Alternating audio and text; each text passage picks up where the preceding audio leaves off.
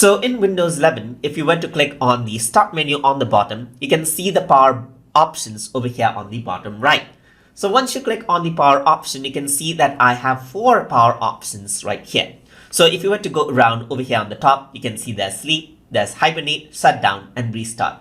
If you want to turn off your computer, then simply go around and click on shutdown. So what happens is that when you click on shutdown, all the apps which are open up, they get closed, and it turns off the computer entirely.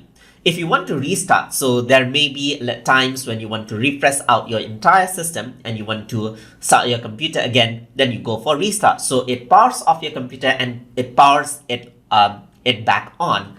So this helps to refresh out memories, and if you have installed some program, then it helps it to be freshly run and so forth.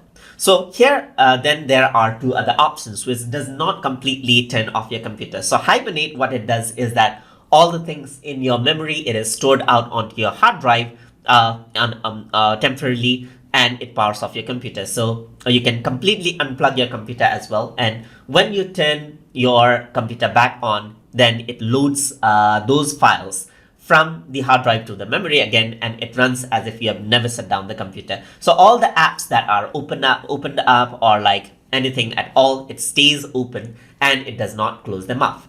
In case of sleep, what happens is that it turns off a hard disk and major high power equipment on your computer, and it just keeps the memory running on low power. So your memory is still there, the files that you have opened up, everything stays there on your memory, and when you power it back up, then it loads off everything from the memory and you're good to resume everything. So these are the different power options that you have for you to actually work around on Windows 11.